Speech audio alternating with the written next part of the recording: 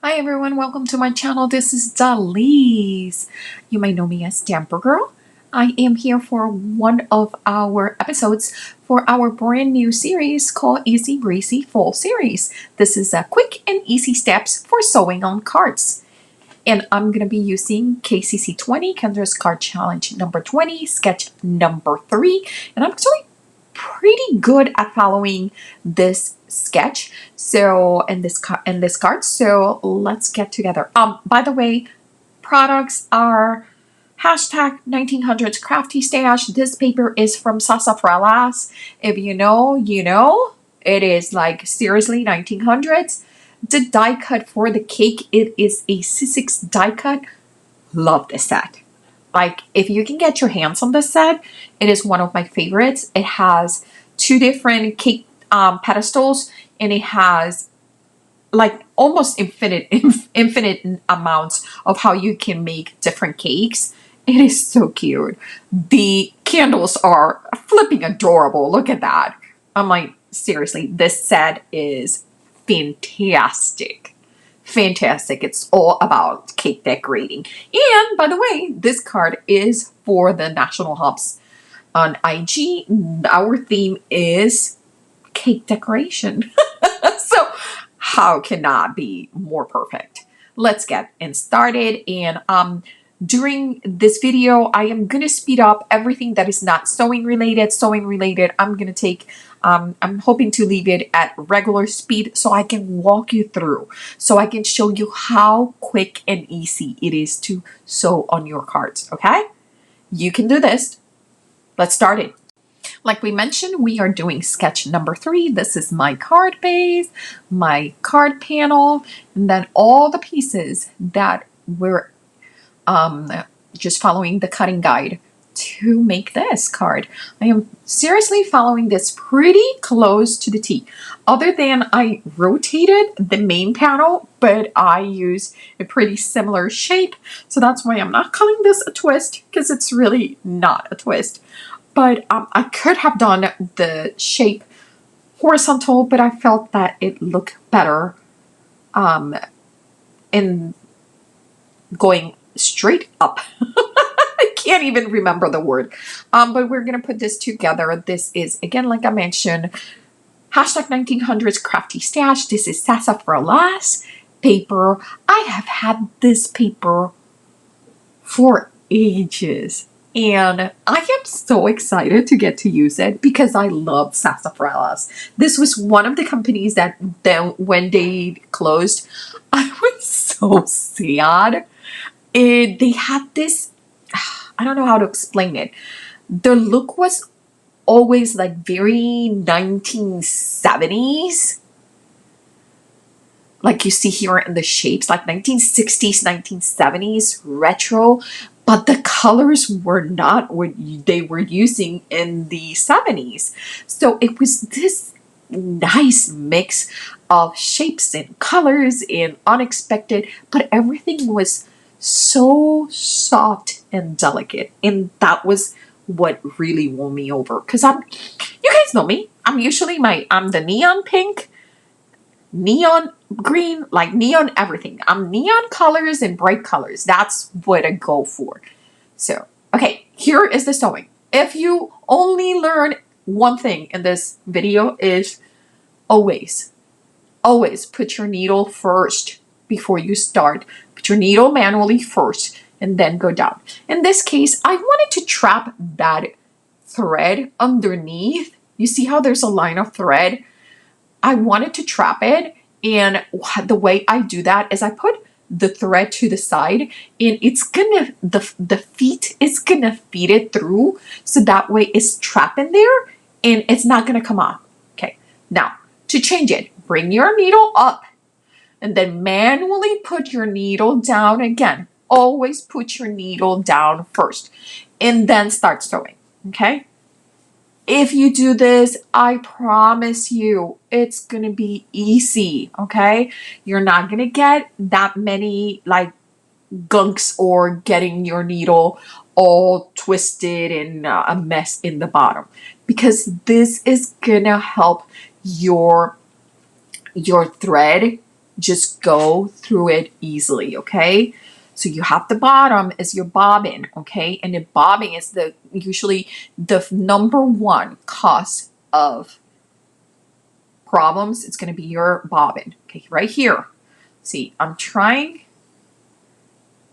the reason I kept putting it down and kept putting back up was that, and if you notice, see, I got all that mess and I left it here because I wanted you to see.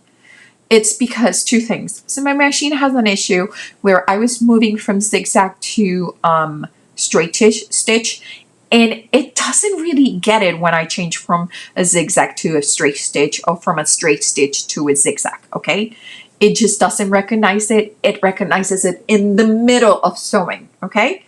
So, and then when it does the change, the bobbin gets all tangled, okay? So, no problem. I just clean it out. I clean it out and you were out of camera, so, but just cut all the threads, got everything out. I am not going to start stitching exactly where you saw me stitch, okay? Why? Easy. Because there's already holes in there and I don't want it to be a problem. Here, usually when you get a chunk of like a thread issue on your bobbin, also check your tension. I was just resetting my thread up through the tension. But you should not have this issue if you have a machine that doesn't have an issue changing from zigzag to straight stitch, okay? Again, look, I'm putting my thread on the right for me, putting my needle down first, and there we go. No issue. Stop, put your needle down, turn it over. Yes. Stop, leave your needle down, turn it over. That's how you take corners, okay? Leave your needle down, turn it over. Easy peasy lemon squeezy. One more time. Needle down, turn it over. And by the way, I am using the step of the paper to stay at the same width every time. Now, on the back, I am going to be cutting all these extra needles, all these extra threads, and I am pulling and putting tape because I am pulling. Did you notice that I have two different thread colors? So that way I know when I'm pulling, if I am pulling all the way, and I know exactly when I'm good. This, I cut all of the corners from the front, so I'm putting tape so it doesn't move anywhere, okay? That's it. That's it. You guys can do this. Okay, when you are gluing something that has stitching, you need liquid glue. You want something strong, and because you're gonna need it to just really grab, because you have the bulkiness of the thread, especially if you're doing a zigzag, okay? So here is our card. And I'm like, do I want it a sideways? And then I was like, no, I love it this way. I simply love it. This is a very simple card. It's just perfect. It really is. Love this sketch. And especially love it with this paper that had these strips that were exactly the size of the sketch. I didn't have to change anything. Yay! So, foam tape galore to keep that cake a little bit elevated. I'm having to cut itty bitty pieces because this is an itty bitty cake pedestal. But it's so darling. I need to use it again. I can't believe I have never used this sketch. Oh, you know me.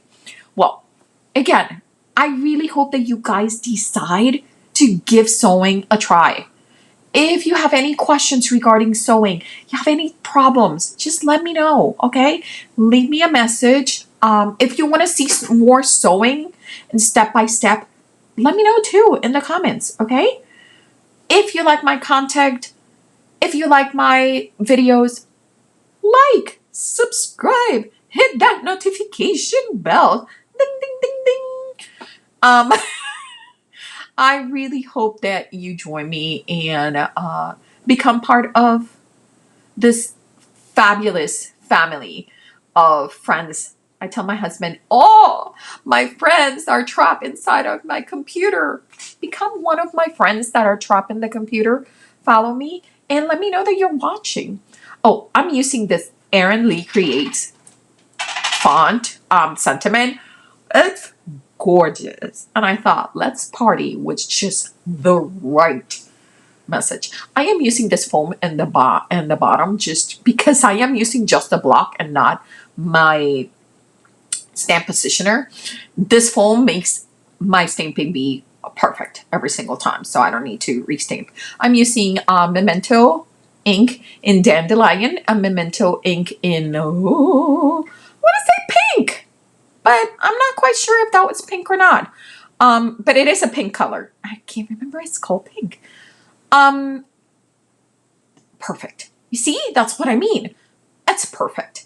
And it brings out the colors on, oh, it's angel pink. So it was pink. It brings the colors from the front of the card. And here's your card. Remember, don't leave your crafting for tomorrow. Start today. And join me in sewing on your cards. Bye. Forgot to mention, I am leaving all the information for Kendra's card challenge in the description below.